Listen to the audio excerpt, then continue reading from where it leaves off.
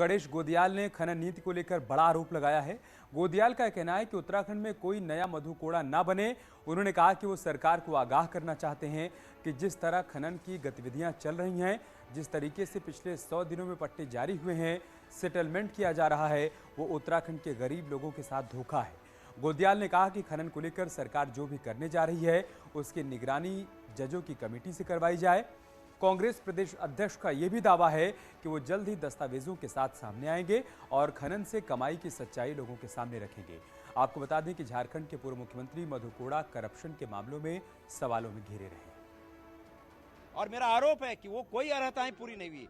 आनंद फानन में जबरदस्त भ्रष्टाचार के तहत ये खनन के पट्टे जारी हुए हैं। नंबर 2, मैं सरकार को समय से पहले आगाह कर रहा हूं कि सरकार उत्तराखंड में एक राजनीतिक क्षेत्रों में जो बदनाम नाम है, उस बदनाम नाम मधुकोड़ा नाम को यहाँ चरितार्थ न करे, एक नया मधुकोड़ा यहाँ न बनने दे। घटना घटी नहीं है, लेकिन मैं सरकार को आगाह करता हूँ कि अगर सरकार ने इस प्रकार का मधुकोड़ा अगर उत्तराखंड में बनने दिया तो ये उत्तराखंड के गरीबों के साथ बहुत बड़ा धोखा होगा।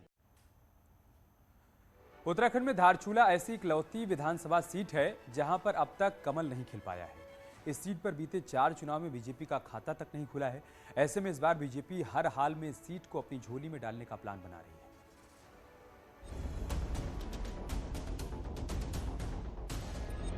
धारचूला विधानसभा में कमल के फूल पर बीते 20 सालों से ग्रहण लगा हुआ है। साल 2012 से पहले ये सीट एसटी आरक्षित थी। बावजूद इसके शुरुआती दोनों चुनावों में यहां निर्दलीय उम्मीदवार ने रिकॉर्ड तोड़ जीत दर्ज की थी। बीजेपी को उम्मीद थी कि सीट के सामान्य होने पर ये सीट उसके खाते में जरूर आएगी, लेकिन तीसरे और चौथे चुनाव में कांग्रेस के हरीश धामी ने यहां आसानी से जीत का परचम लहराया। यहां पर 2014 में हुए उपचुनाव में भी कांग्रेस के हरीश रावत ने आसान जीत दर्ज की थी। अब 2022 के चुनाव को बीजेपी हर कीमत पर जीतना चाह रही है। जब इतना हमारा संगठन मजबूत होने के बावजूद भी हम अपने प्रत्याशी को नहीं जिता पा रहे हैं, तो इस पर काफ़ी विचार हो रहा है और नीचे स्तर पर, बूथ स्तर पर काफ़ी बैठकें भी हो रही हैं और मंडल स्तर सक्रिय है हमारा। वहाँ मंडल की टीम भी सक्रिय है, सारे प्रकोष्ठ और युवा जितने भी मोर्चे हैं सारे बिल्कुल सक्रिय हैं। इस सीट पर कांग्रेस का प्लस पॉइंट ये है कि उसके पास हरीश धामी जैसा युवा चेहरा है। आक्रामक छवि के धामी ने यहाँ कांग्रेस का किला मजबूती से थामा है।